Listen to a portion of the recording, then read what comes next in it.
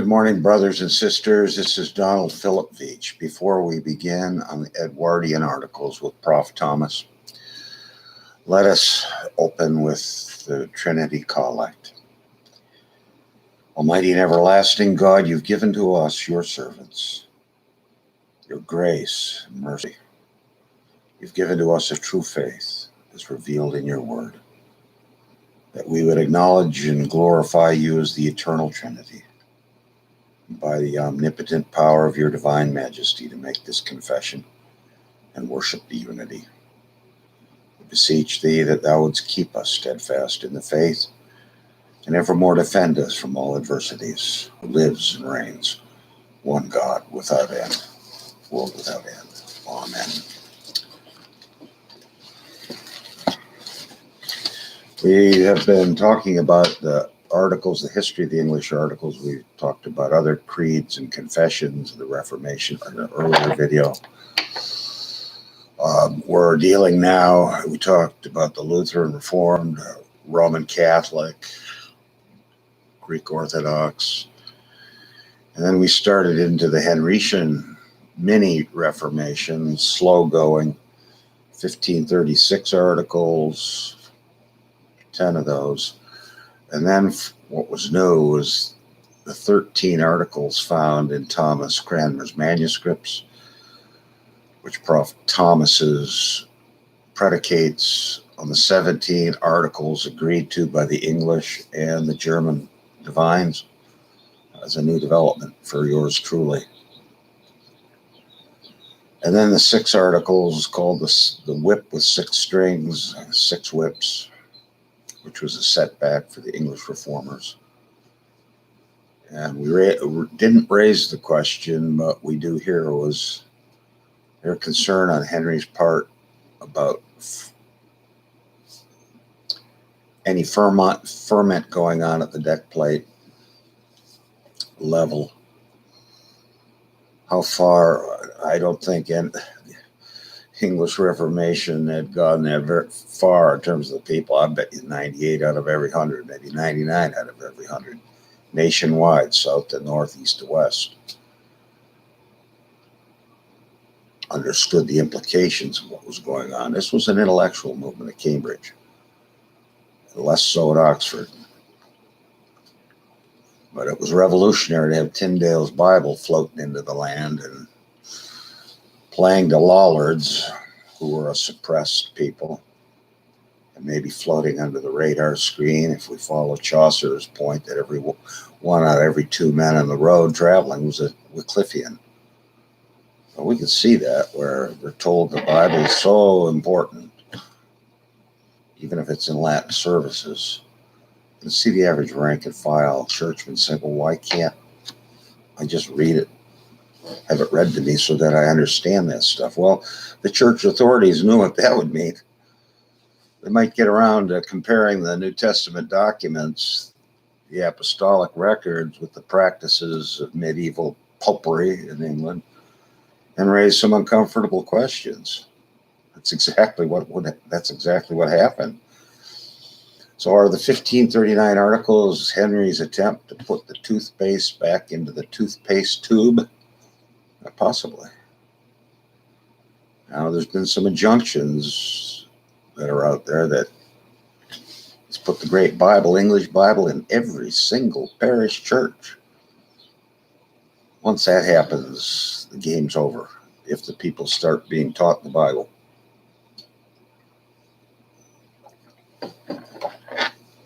So as Americans and people in the West who had their vernacular Bibles for, well, King James, if we just use that for discussion, 409 years ago, had the Bible. We don't know what it's like to have to sit and listen to Latin services. My Roman Catholic friends did, my age and my time. They went to a Roman Catholic church across the street from ours, and they heard Latin services. So we don't appreciate to the same degree. We don't really, it's hard for us. That's maybe a better way to put it.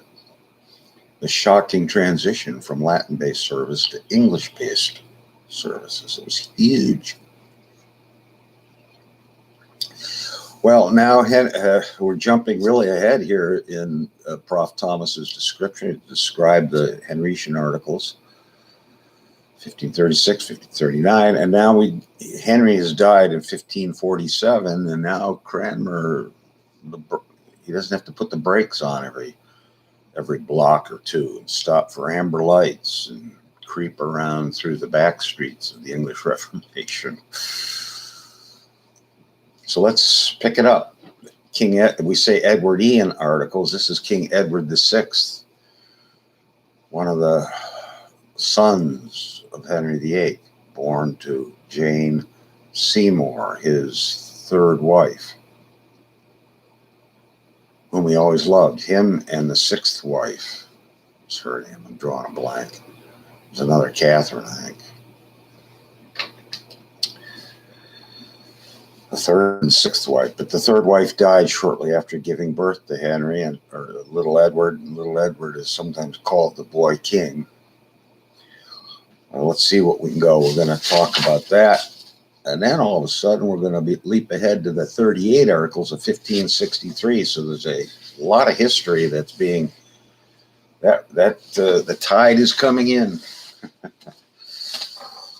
In view of Edward's accession to the throne in 1587, it has often been a matter of surprise that the articles should not have been published for 6 years. We would agree. The history of this period is somewhat obscure, but certain points stand out. Cranmer was indulging the hope of a united confession of all the Reformed churches. Whoa! There we go again. And it's patently clear that the American Anglicans don't want to go near this idea of Reformed theology. Too bad. The question is it biblically true? Old New Testament, systematics? Doesn't matter if 47. And they try to relativize it. It's like historical documents that mattered then. As if today it doesn't matter. It's a piece of historical relativism. And come out here in cultural history, ecclesiastical, contemporary history.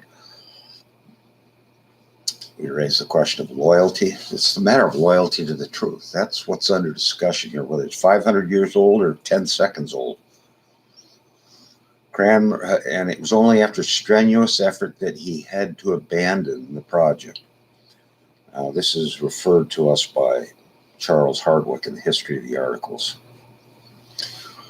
He wrote Calvin in 1552, and Calvin wrote back, and the discussion was on for a pan-reformed, not Lutheran, but pan-reformed conference. The Lutherans already made themselves obnoxious on the question of the Lord's Supper, and the division was already in place at this point. I think Melanchthon may have been invited, but I think the idea was if you're going to come to this pan-reformed conference, you leave that stuff at home. The Lutherans were just brutal on the point. What did they call them? The crypto-sacramentarians, the Reformed. And that will go on, and that division exists to this day.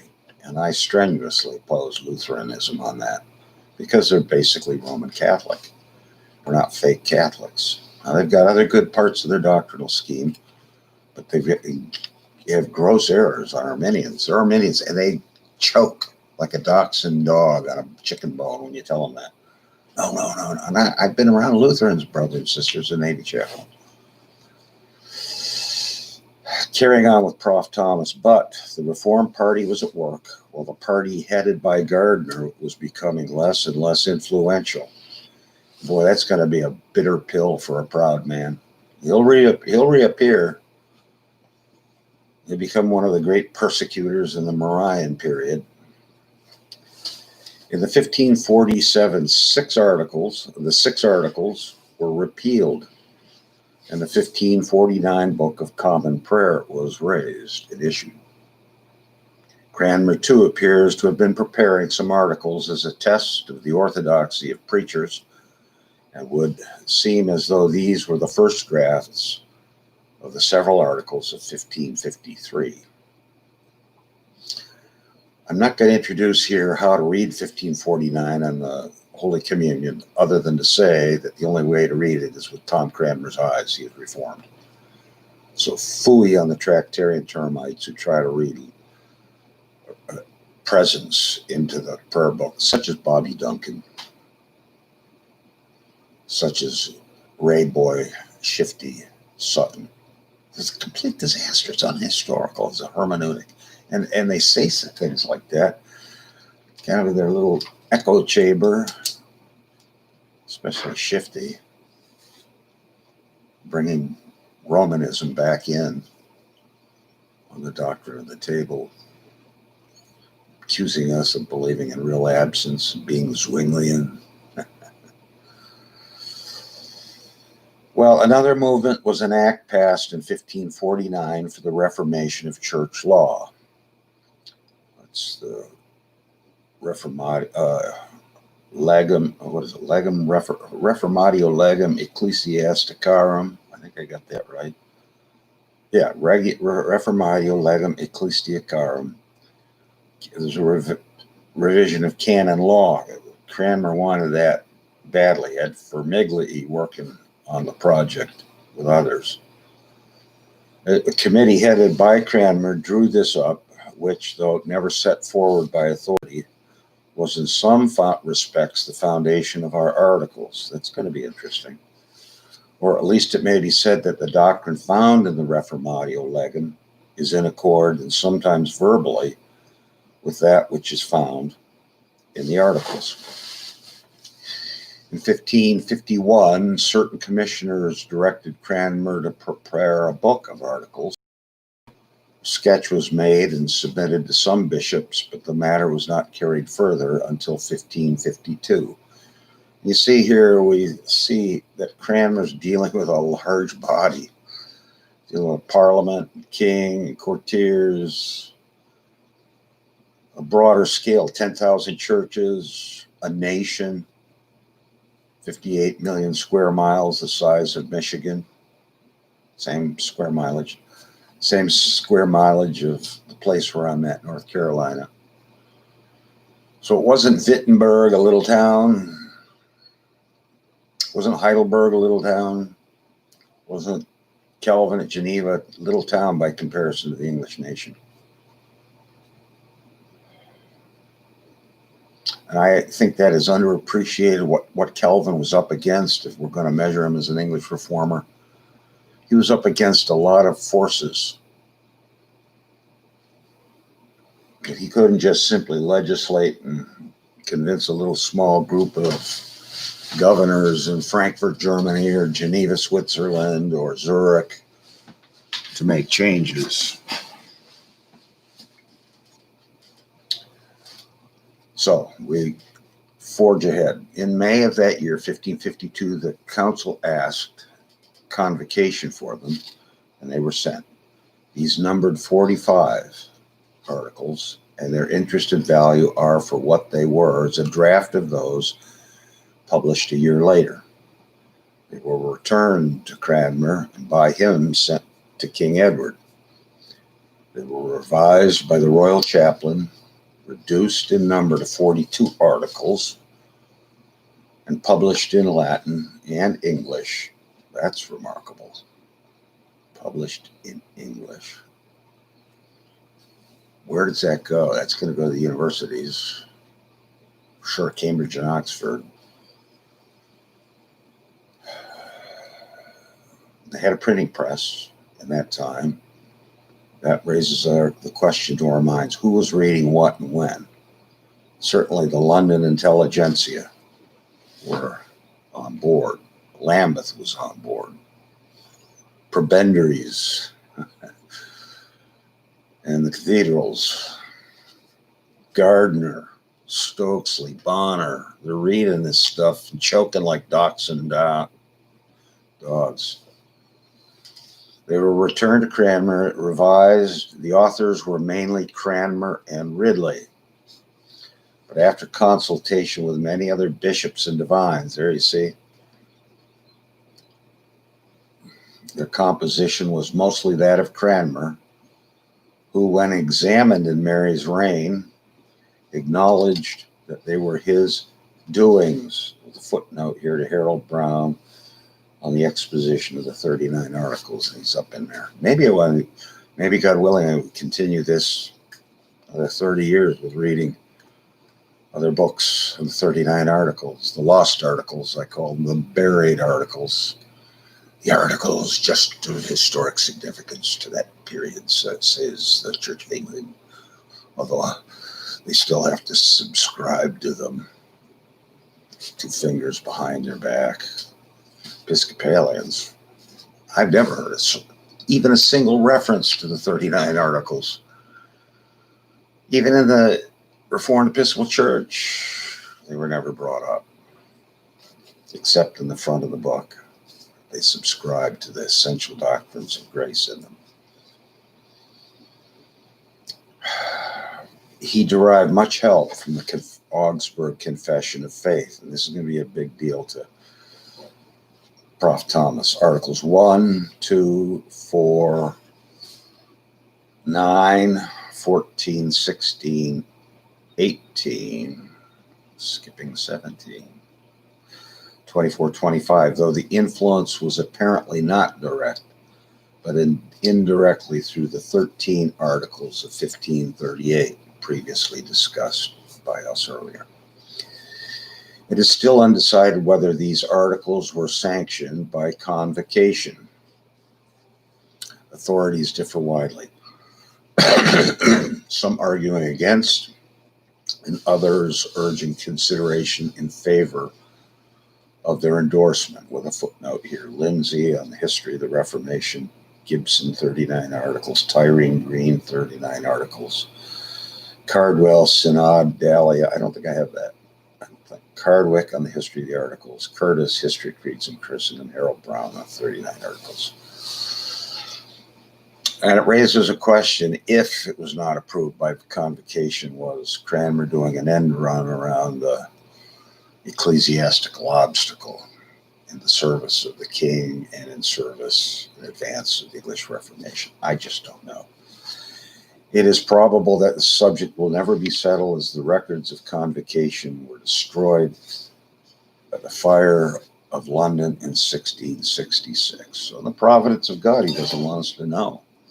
It was a providential deal.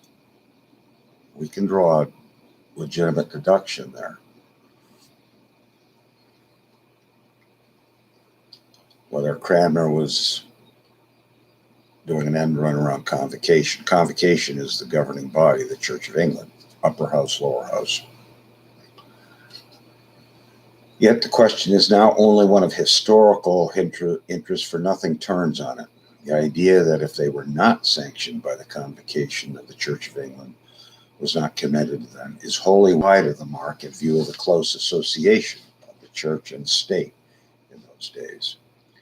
Whether they were sanctioned by convocation or not, they were put forth by royal authority, became law for the short time that it elapsed before the king's death in 1553. And then they'll just disappear, right? With old Mary and her Spanish papist husband.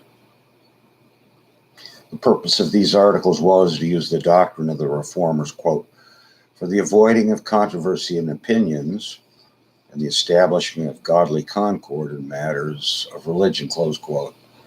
Same kind of language and purpose that was in the previous articles, which would suggest that there were diversities and competing opinions, largely among the intelligentsia. What do the farm people know of this? They have to follow the lead of their leaders. So concord in matters of religion among the intelligentsia. Let's get on the same page, boys and girls. There were obviously no idea because no need. There's obviously no idea because no need of a full or systematic statement of beliefs. Like most 16th century documents, they bore the marks of their birth time and birthplace. and it is therefore unjust to judge them without regard to their origin and purpose. That's what the tractotermites do. Lift the documents out of their context and interpret them on a papist hermeneutic. To get back and interpret it like the document or not like it, we got to determine what it says with a just hermeneutic. We'll admit our own hermeneutic, bringing the 5-6-fold hermeneutic to bear, but we don't want any of that hermeneutic to determine what the 39 articles are saying. Part of doing good history is proper interpretation according to the authorial intent. We say that over and over because we witness over and over its violation. I just saw it yesterday. The guy commenting on Romans 13, and it was just as obvious as it could be. He wasn't thinking of St. Paul. He was retrojecting his opinion into the text. It's kind of a pathetic piece of exegesis. He meant well, but not a disciplined historian or exegete. That was evident. Nor have we any means of knowing what revision they would have received at the hands of their authors if opportunity had occurred. Of course, we know that shortly thereafter the promulgation, Mary's there. What would have Cranmer and the Reformed divines done had they survived? Cranmer was just shy of 67 when he died. What would have happened if he had lived another 13 or 23 years, lived age 90 or age 80? What other reforms? He was a mature man. Or Ridley, a younger man. Where would this have gone without the 5 disastrous years of Mary? Would Cranmer have agreed to the Lambeth Articles of 1595? I think so. The 1615 Lambeth Articles, if they'd have been placed on his desk. Vermiglia said, the what-ifs of history. It is equally unfair to speak of them as provisional or temporary, simply because they were issued only weeks before King Edward's death. They must be judged by their character and contents, and when this is done, we see 2 things quite clearly. First, the Roman errors are definitely condemned. Articles 12, 13, 20, 21, 22, which is on purgatory in there, 25, 26, 31. Maybe that's why the articles aren't liked today, because of the strong language. And we're going to engage in that as we go through here, God willing. Do we still want to condemn Roman doctrine? We have an apologetic reason for that? Or do we want to close the doors and Roman Catholics go worship over there, keep going with your fake Catholic doctrines? Not all of them. They profess the Trinity, although they evacuate Christology with their soteriology and their ecclesiology. The stuff that happens, the rot in the foundation when the building's crumbled. No, we want to be kind and gracious to Romanists, priests and cardinals included, invite them over, without compromising our doctrine, like Jimmy Packer did. He'll be judged for it. Never repented. Knew better. Thought he could. It was really an instance of profound theological arrogance by him. He refused to listen to his brothers, too. Became insolent and hardened. And in divine providence, we can learn from that. If we make a mistake, we need to recognize it and get rid of it. Throw it overboard. Throw it after the fantail into the wake. Second, the Anabaptists who caused serious trouble by their excesses are also condemned. And Cranmer really disliked the Anabaptists. They were an unhinged bunch of narcissists with no respect for quiet exegesis, historical legwork, systematic work, reading and digesting.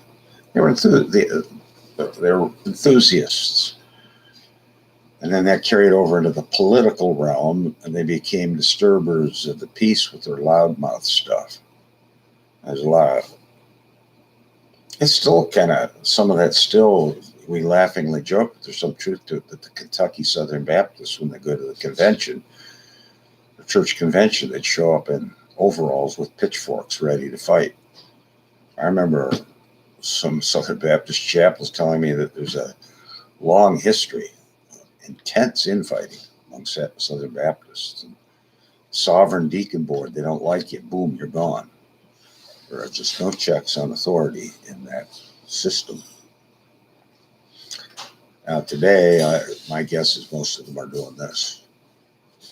They didn't have the wherewithal to resist that and insist upon solid Old Testament, solid New Testament, solid systematic theology, solid church history, all of it coming over into inform and shape practical theology and liturgy and worship, which in turn affects the people in the pew. I won't go near any of that nonsense. Say they love the Bible, baloney, all talk. Now the seminaries may be better. I can't comment. I've never been. I don't think I've even visited a Southern Baptist seminary, let alone be enrolled in one. I wouldn't do it. We love our Baptist brothers, by the way. Love them to death. Again, it's the leaders. So that the true and fair explanation of these articles, these are 42 articles now, represent points treated in the light of the necessities of the Reformation. In opposition to Roman and Anabaptist errors, they state the position of the Reformers. One thing calls for special attention. It has been represented by one writer that the 42 articles represent Cranmer's view of the Holy Communion as Zwinglian and therefore at its lowest, according to Gibson on the articles in Tyrrell Green, and apparently repeated by Kidd. But the fact is that Cranmer's view of the Lord's Supper, there's going to come up again and again, the Lutherans with their Romanism, and the Reformed view, which Cranmer held, was fixed by as early as 1548. Thank you, Prof. Thomas, for confirming what we've read independently. The year of the great debate in Parliament, December 14, December 18, which Calvin, before the Lords, House of Lords, argued with potency and power. And it reinvigorated so many listening to him that he wasn't this quiet, grave man incapable of doing theology. But he showed himself, blew the trumpet clearly and academically and profoundly in a way that influenced the hearers. They knew exactly where he stood.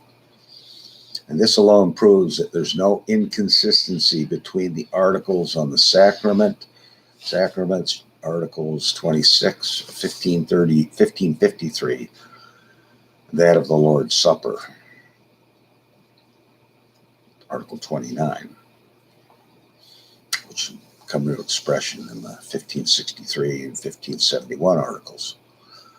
For the same reason, it's impossible to accept the view that the opinions of the Edwardian reformers, such as Cranmer and Ridley, on the subject of Holy Communion has nothing more than a historical interest for us. The truer view is that which regards the opinions of the two reformers of great importance for the proper interpretation of the articles when they put forth, and he gives us a quote here from Harold Brown. It is of consequence to remember these facts. For if Cranmer and Ridley were the chief compilers of the Book of Common Prayer and of the Articles, although the Church in no degree is bound by their private opinions, yet when there is difficulty in understanding a clause in the Articles or the Liturgy, which are the two standards of authority as regards the doctrines of the Church of England, it cannot be but desirable to elucidate such difficulties by appealing to the writings and otherwise expressed opinions of these two reformers. Why, of course. It is true both liturgy and articles have been altered since their time, yet by far the larger portion of both remains just as the two English reformers left them. Then our professor ends his discussion of the Edwardian articles, the 42. Then, too, the views of all Elizabethan bishops, with the exceptions of Shaney and Guest, were identical to those of Cranmer. Shaney and Guest held the Roman views of Luther. Well, the next time, God willing, we'll pick up with the 38 articles of 1563, and we're getting close to finishing the history side of this before we actually, well, we got a ways to go, before we actually get into the 39 articles. And it's a very great delight to be studying W.H.G, the Westminster Confession, which comes a century and 10 or 20 years after, 110, 120 years later, which deals with some very important intervening controversies that arose, and is a great, mature, and final confession of Reformed theology and Reformation. But with that, let us end with prayer. Almighty and ever-living God, we bless and praise you for the gifts of divine providence in the lives of these men like Cranmer, Ridley, and others, Calvin, men who adorned the church, who though dead yet speak.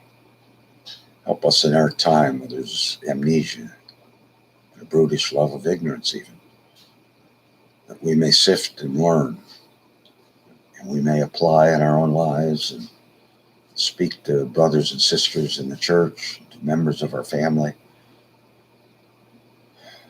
so that the next generation and generations may be established in the Word of God as you've promised, that from generation to generation your glory will be held and foretold. Harvest the elect, we pray. Convert the unconverted. In the name of Jesus, whom with you the Father and you the Spirit we worship as the one true and living God, now and evermore. Amen. Until tomorrow, God willing, brothers and sisters, have a good day.